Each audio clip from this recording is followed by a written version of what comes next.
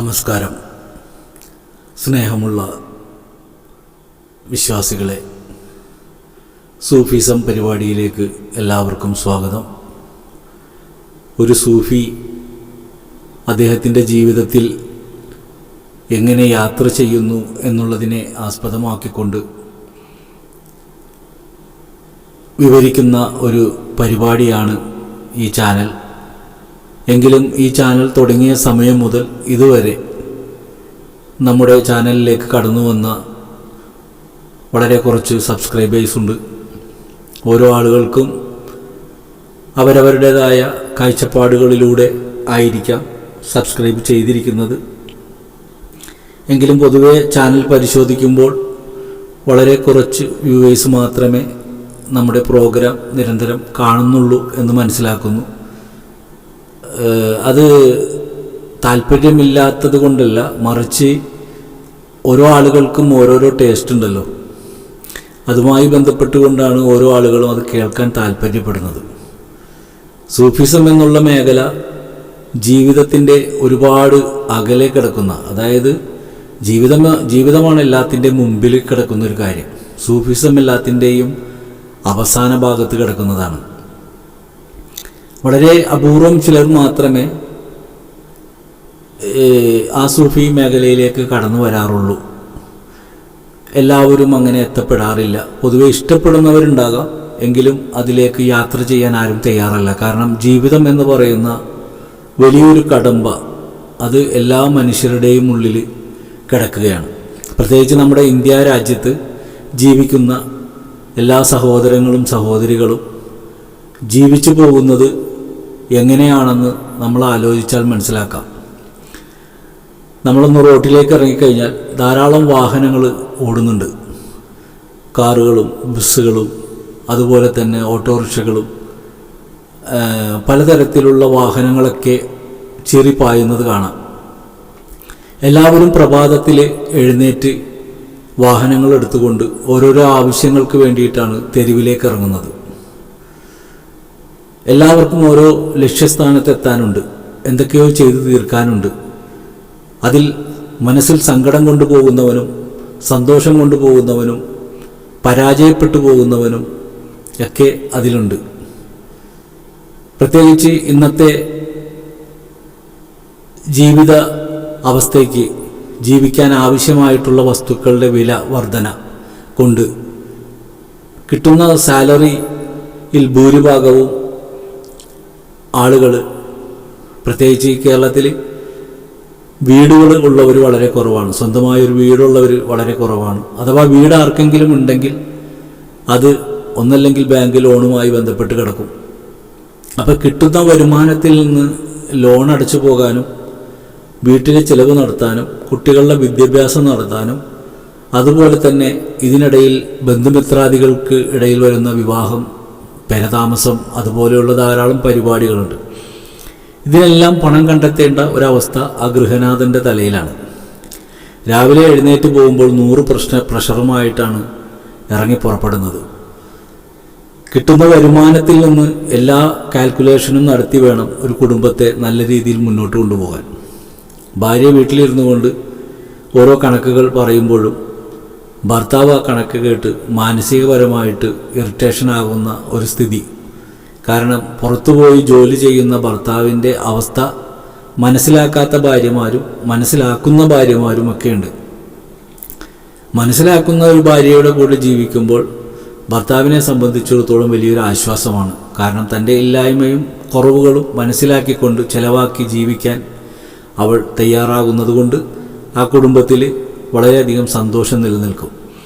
മറിച്ച് ഭർത്താവിൻ്റെ വരുമാനത്തെക്കുറിച്ച് ചിന്തിക്കാതെ തൻ്റെ ആവശ്യങ്ങൾ മാത്രം വലുതാക്കി കണ്ടുകൊണ്ട് തൻ്റെ ആവശ്യങ്ങൾ നടത്താൻ വേണ്ടി മാത്രം ഓടി നടക്കുന്ന ഭാര്യമാരുണ്ടെങ്കിൽ ആ ഭർത്താവിൻ്റെ സ്ഥിതി ആകെ വല്ലാത്തൊരവസ്ഥയാണ്. കാരണം ഒരു ഓട്ടോറിക്ഷ ഓടിക്കുന്നൊരു വ്യക്തി രാവിലെ മുതൽ വൈകുന്നേരം വരെ ഓടിയാൽ വളരെ അപൂർവം ചില ആളുകൾക്ക് ഒരുപക്ഷെ മാന്യമായ ഒരു വേതനം കിട്ടിയെന്ന് വരാം. സ്വന്തമായിട്ട് വാഹനം ഒരു ലോണുമില്ലാതെ ഓടുന്നവർക്ക് കുഴപ്പമില്ല. മറിച്ച് ഒരു ലോണിലെടുത്ത വാഹനമാണെങ്കിൽ ഞാൻ മനസ്സിലാക്കുന്നത് ഭൂരിഭാഗം വാഹനങ്ങളും ലോണെടുത്ത് തന്നെയാണ് ഓടുന്നത്. മാസം ചിലപ്പോൾ 9 രൂപ 10 രൂപയൊക്കെ അടവുണ്ടാവും. അപ്പോൾ കൃത്യമായി മാസം മാസം മുടങ്ങാതെ അടച്ചു പോകാൻ വേണ്ടിയിട്ട് അയാൾ ശ്വാസം അടക്കി പിടിച്ചുകൊണ്ട് ഓടേണ്ട ഒരവസ്ഥ ഉണ്ടാവുകയാണ്. അതിനിടയിൽ വീട്ടിലെ ചിലവുകൾ, കുട്ടികളുടെ വിദ്യാഭ്യാസം, ഒരുപക്ഷെ അവർക്ക് വീടില്ലെങ്കിൽ വാടകയ്ക്കാണെങ്കിൽ വാടക. അപ്പോൾ ഒരാൾ ശരിക്കും പറഞ്ഞാൽ ഒരു മനോരോഗിയെ പോലെയായിരിക്കും അദ്ദേഹത്തിൻ്റെ യാത്ര എന്ന് പറയുന്നത്. അപ്പോൾ നമ്മുടെ നാട്ടിൽ അത്തരം പ്രയാസങ്ങളും വിഷമങ്ങളും അനുഭവിച്ചുകൊണ്ട് എങ്ങനെയെങ്കിലും ഓടി ഒരു 10 രൂപ ഉണ്ടാക്കാൻ ശ്രമിക്കുന്ന റോട്ടിലേക്ക് ഇറങ്ങുമ്പോൾ അവിടെ നടക്കുന്ന മറ്റൊരു രസകരമായ സംഭവം എന്താണെന്ന് വെച്ച് കഴിഞ്ഞാൽ ബ്ലോക്ക്. പ്രധാനപ്പെട്ട ഒന്നാണ് തെരുവിലെ ബ്ലോക്ക്. ഈ ഡീസലെല്ലാം അടിച്ചിട്ട് വളരെ ചുരുങ്ങിയ മൈലേജിൽ ഓടുന്ന വാഹനങ്ങളൊക്കെ ഈ തെരുവിലെ ബ്ലോക്കിൽ പെട്ടുകൊണ്ട് വെറും 10-20 മിനിറ്റ് കൊണ്ട് എത്തേണ്ട സ്ഥലത്തൊക്കെ അരമണിക്കൂർ കൊണ്ട് എത്തേണ്ട സാഹചര്യങ്ങളാണ് നമുക്ക് റോട്ടിലേക്ക് ഇറങ്ങിയാൽ കാണാൻ കഴിയുന്നത്. അപ്പോൾ ഡീസലിൻ്റെ ചിലവ്, ഒരു സ്ഥലത്ത് ഒരാളെ ഇറക്കി വിട്ടിട്ട് അടുത്ത ആളെ കിട്ടാൻ വേണ്ടിയിട്ട് അയാൾ പല ബ്ലോക്കുകളും കടന്നു വേണം എത്താൻ. അപ്പം അങ്ങനെ ജീവിതത്തിൻ്റെ വല്ലാത്ത ഒരവസ്ഥയിൽ വട്ടം ചുറ്റി നടക്കുന്നതിൻ്റെ ഇടയിലാണ് അവൻ്റെ ഉള്ളിൽ ഈ മതവും അനുഷ്ഠാനങ്ങളുമൊക്കെ കിടക്കുന്നത്. ഒരു പള്ളിയിലെ ഖത്തീബിനെ സംബന്ധിച്ചിടത്തോളം നോക്കിക്കഴിഞ്ഞാൽ അദ്ദേഹത്തിന് പ്രത്യേകിച്ച് വേറൊന്നുമില്ല. അദ്ദേഹത്തിന് അവിടെ നിന്ന് ചരിത്രം പറഞ്ഞാൽ മാത്രം മതി. പള്ളിയിൽ നിന്ന് പ്രസംഗിക്കുക, എല്ലാവരും പള്ളിയിലെത്തുക, പള്ളിക്കുറ്റിയിൽ കാശിടുക. അപ്പോൾ ജീവിക്കാൻ വേണ്ടി പെടാപ്പാട് പെടുന്നവൻ ഈ ദൈവഭയം കൊണ്ടിട്ട് പള്ളിയിലേക്ക് എങ്ങനെയെങ്കിലും ഓടിപ്പിടഞ്ഞെത്തും, അവിടെ ഒരു നിസ്കാരം നടത്തും, തിരിച്ചവനോടും. സത്യത്തിൽ അവൻ്റെ മനസ്സ് ദൈവത്തിലേക്ക് പൂർണ്ണമായിട്ടും അങ്ങോട്ട് അടുക്കാൻ പറ്റാത്ത രീതിയിലാണ്. കാരണം അതിനേക്കാൾ പ്രഷർ വീട്ടിലെ കാര്യങ്ങളെക്കുറിച്ച് ആലോചിച്ചായിരിക്കും. അവിടെ എവിടെയെങ്കിലും ഒരു തടസ്സം വരുമ്പോൾ അതിൻ്റെ പരിഹാരത്തിന് വേണ്ടി ദൈവത്തിനെ ഒന്നറിയാതെയൊക്കെ വിളിച്ചു പോകുന്ന ആളുകളുമൊക്കെ ഉണ്ട്. ചിലരൊക്കെ പോകുന്ന യാത്രയിൽ ഏതെങ്കിലും പള്ളികളിൽ പള്ളിക്കുറ്റിയിൽ കാശിടും. ദൈവത്തിനെ സമർപ്പിച്ചു കൊണ്ടിട്ട് തൻ്റെ ഇന്നത്തെ കാര്യം ഭംഗിയാകണമെന്നുള്ള ആഗ്രഹത്തോടു കൂടിയൊക്കെ ആയിരിക്കും ഇവരിത്തരം പ്രവൃത്തികളിലൊക്കെ ഏർപ്പെടുന്നത്. ചിലർ ഓട്ടം തീരെ ഇല്ലാതെ ആകുമ്പോൾ തനിക്കെന്തോ പ്രശ്നം പറ്റിയിട്ടുണ്ട്, എന്തോ തടസ്സങ്ങളുണ്ട്, ആ തടസ്സത്തിന് എന്താണ് കാരണമെന്ന് അന്വേഷിച്ച് ജ്യോത്സ്യന്മാരുടെ അരികിലേക്ക് പോകുമ്പോൾ അവർ പറയുന്ന കഥകൾ കേട്ടുകൊണ്ട് അതിന് പ്രതിവിധി ചെയ്ത് അങ്ങനെ നടക്കുന്ന കുറേ ആളുകൾ. അതുപോലെ തന്നെ കുടുംബപരമായിട്ട് പ്രശ്നങ്ങളുണ്ടാകുമ്പോൾ ആ പ്രശ്നങ്ങൾക്ക് മറ്റെന്തോ കാരണമാണെന്ന് കരുതിക്കൊണ്ട് അതിന് പ്രതിവിധി തേടുന്നവർ. അങ്ങനെയൊക്കെ ജീവിതത്തിൽ ഓരോ ആളുകളും ഓരോ ദിനങ്ങളും തള്ളി നീക്കുന്നത് വലിയ മനോവ്യാധിയിലാണെന്നുള്ളതാണ് ഏറ്റവും വലിയ വാസ്തവം. അപ്പോൾ അത്രയും പ്രഷർ അടിച്ച് ജീവിക്കുന്ന മനുഷ്യൻ ഒരു റിലാക്സിന് വേണ്ടി ഏതെങ്കിലും ഒരു മൂലയിൽ ഇരിക്കുമ്പോൾ, ഒരു ക്രിസ്ത്യാനി ആയാലും ഹിന്ദു ആയാലും മുസ്ലിം ആയാലും, പൊതുവെ ഞാൻ നോക്കുമ്പോൾ മുസ്ലിംസിനും ആണ്, ഒരു മുസൽമാനാണ് ഏറ്റവും കൂടുതൽ പ്രഷറെന്ന് എനിക്ക് തോന്നുന്നു. കാരണം നമ്മളിപ്പോൾ ചാനൽ പരിശോധിക്കുമ്പോൾ ഏറ്റവും അധികം ആളുകൾ, അതും പ്രത്യേകിച്ച് ഈ മുസ്ലിമായി ജന്മം കൊണ്ടിട്ട് മുസ്ലിമിനെ തന്നെ പരിഹസിക്കുന്ന മുസ്ലിം പേരുള്ള ചില ആളുകൾ, അവർ പറയുന്ന വാക്കുകൾ കേൾക്കുമ്പോൾ, അല്ലെങ്കിൽ അവർ പറയുന്ന ഓരോ സംസാര രീതികൾ കാണുമ്പോൾ, കുടുംബത്തിൻ്റെ പ്രഷറിനോടൊപ്പം തന്നെ താൻ ഏറ്റവും അധികം വിശ്വസിച്ച അല്ലെങ്കിൽ താൻ ഏറ്റവും അധികം സ്നേഹിക്കുന്ന തൻ്റെ മതത്തിലെ അനുയായികളെ വളരെ മോശമാക്കി പറയുന്നതും കൂടി കേൾക്കുമ്പോൾ അവനിക്ക് ഡബിൾ പ്രഷറാകണം. അപ്പോൾ അവർ ഏറ്റവും അധികം മുസ്ലിങ്ങളായ എല്ലാവരും പ്രവാചകൻ മുഹമ്മദ് മുസ്തഫ സല്ലല്ലാഹു അലൈഹി വസല്ലമ തങ്ങളെ വളരെ ആത്മാർത്ഥതയോടുകൂടി സ്നേഹിക്കുമ്പോൾ അവരെക്കുറിച്ച് വളരെ മോശമായ രീതിയിൽ സംസാരിക്കുന്ന, മനസ്സിലാക്കാത്ത ആളുകൾ പറഞ്ഞോട്ടെ, റസൂലുള്ളാഹിൻ്റെ കാലത്ത് അബൂലഹബും അബൂജഹലും ഒക്കെ സംസാരിച്ചിരുന്നു. അവരൊക്കെ കുടുംബത്തിൽപ്പെട്ടവർ തന്നെയായിരുന്നു. അവരൊക്കെ പരിഹസിച്ചിട്ടുണ്ട്. എന്ന് വെച്ചുകൊണ്ട് അവരുടെയൊക്കെ തിരിച്ചറിവില്ല, അല്ലെങ്കിൽ തിരിച്ചറിയാൻ ശ്രമിക്കാത്തത് കൊണ്ടിട്ടാണ് പരിഹസിക്കേണ്ടി വരുന്നത്. എന്തിനെക്കുറിച്ചും തിരിച്ചറിയാൻ ശ്രമിച്ചാൽ, ഇപ്പോൾ റസൂലുള്ളാഹ് പറയുമ്പോൾ അതിനെ അംഗീകരിച്ചവരുമുണ്ട്, എതിർത്തവരുമുണ്ട്. അപ്പോൾ രണ്ട് വിഭാഗങ്ങളുണ്ട്. അപ്പം എന്നതുപോലെ കാലത്തിനനുസരിച്ച് കൊണ്ട് ഈ രണ്ട് വിഭാഗങ്ങൾ ഇങ്ങനെ യാത്ര ചെയ്ത് പോകുന്നു. പക്ഷെ ഇന്ന് ഏറ്റവും വലിയൊരു പ്രശ്നം എന്താണെന്ന് ചോദിച്ചു കഴിഞ്ഞാൽ, ഇന്ന് പൊതുവെ ചാനലുകൾ വന്നത് കൊണ്ടിട്ട് എല്ലാവരുടെ കയ്യിലും മൊബൈൽ ഫോൺ ഉള്ളത് കൊണ്ടിട്ട് ഒരാൾ സംസാരിക്കുന്നത് വേഗം എല്ലാവരും അറിയുകയാണ്. അപ്പോൾ എല്ലാവരുടെയും ഉള്ളിലേക്ക് ഇത് തറച്ചു കയറുകയാണ്. ഹിന്ദുക്കളെ കാഫിർ എന്ന് വിളിക്കുന്നു, അതിൻ്റെ പേരിലൊരു പ്രശ്നം. അതുപോലെ തന്നെ ചില പണ്ഡിതന്മാർ കാട്ടിക്കൂട്ടുന്ന കോപ്രായങ്ങൾ കണ്ടുകൊണ്ട് അതിനെ എതിർക്കുന്ന ഒരു വിഭാഗം. അതുപോലെ തന്നെ ദർഗകൾ അത് കണ്ടുകൊണ്ടിട്ട് അവിടെ നടക്കുന്ന ആചാരങ്ങളും അനുഷ്ഠാനങ്ങളും കണ്ടുകൊണ്ട് അതിനെ പരിഹസിക്കുന്ന വേറൊരു വിഭാഗം. അതേപോലെ തന്നെ ഇതൊന്നും ഇല്ല, ഇതൊക്കെ വെറുതെയാണെന്ന് പറയുന്ന നിരീശ്വരവാദികളും. അങ്ങനെ എല്ലാ തരത്തിലുള്ള ആളുകൾ എങ്ങനെയാണ് ഇങ്ങനെയൊക്കെ ആയിത്തീർന്നതെന്ന് നോക്കുമ്പോൾ എല്ലാവരും വിദ്യാഭ്യാസമുള്ളവരാണ്, അറിവുള്ളവരാണ്.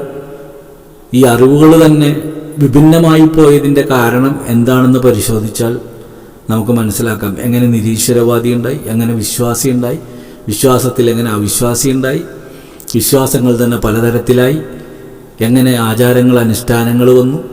അങ്ങനെ എല്ലാം എടുത്ത് പരിശോധിക്കുമ്പോൾ എല്ലാത്തിലും ആൾക്കാരുണ്ട്.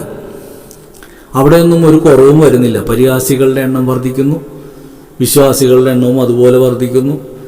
ഇങ്ങനെയൊക്കെ പരിഹാസങ്ങളും ആശയക്കുഴപ്പങ്ങളും സൃഷ്ടിച്ചിട്ട് ഞാൻ നോക്കുമ്പോൾ മടവൂർ ഭയങ്കര തിരക്ക്, നാഗൂർ ഭയങ്കര തിരക്ക്, ഏർവാടിയിൽ ഭയങ്കര തിരക്ക്. ഇവിടെയൊന്നും തിരക്ക് കുറഞ്ഞിട്ടില്ല. അപ്പോൾ യഥാർത്ഥത്തിൽ അവിടെയൊക്കെ തിരക്കുള്ളത് എന്തുകൊണ്ടാണെന്ന് ചോദിച്ചു കഴിഞ്ഞാൽ വിശ്വാസികളുണ്ട്, അവരുടെ ഹൃദയത്തിൽ നിന്ന് അത് പോകില്ല. അപ്പോൾ നമ്മൾ കേവലം ഈ വിഷയങ്ങളെ കുറിച്ചിട്ട് ഈ യൂട്യൂബിൽ കയറിയിരുന്നു കൊണ്ട് സംസാരിക്കുന്ന ഈ അല്പത്തരം പറയുന്ന ആളുകളെ സംബന്ധിച്ചിടത്തോളം ആലോചിക്കുമ്പോൾ ഇവരൊക്കെ വർഷങ്ങളായിട്ട്, ഇപ്പോൾ പ്രധാനമായിട്ട് നമുക്ക് കുറച്ച് ആളുകളെ അറിയാം, ഇസ്ലാമിനെ കുറിച്ചിട്ട് വളരെ മോശമായി സംസാരിക്കുന്ന കുറച്ച് ആളുകൾ. അവരുടെ പേര് എല്ലാം നിങ്ങൾക്കറിയാമല്ലോ. അപ്പം അത്തരം ആളുകൾ ഒരുപാട് കാലത്തെ അവരുടേതായ ജീവിതാനുഭവങ്ങൾ കൊണ്ട് അവർ മനസ്സിലാക്കിയെടുത്ത ചില പോരായ്മകൾ, ചിലപ്പോൾ ചില ആളുകൾക്ക് ചിലരോട് തോന്നിയ ഈഗോ കൊണ്ടിട്ടൊക്കെ അതിനെ എതിർത്ത് സംസാരിക്കുന്ന, വളരെ മോശമാക്കാൻ ശ്രമിക്കുന്ന ആളുകളെയൊക്കെ നമുക്ക് കാണാം. അപ്പം അങ്ങനെ വെറുതെ അവരുടെ ദേഷ്യം തീർക്കാൻ വേണ്ടി പറഞ്ഞു തീർക്കുന്ന സംഘടനകൾ. പക്ഷെ അവരതിനെല്ലാം ഇങ്ങനെ വെറുതെ പറയുമ്പോൾ അത് കേൾക്കുന്ന ആൾക്കാർ, അപ്പോൾ പൊതുവെ അവർ വർഷങ്ങളോളം എടുത്തുകൊണ്ടാണ് അവർ ആശയക്കുഴപ്പത്തിലായിട്ടുള്ളത്.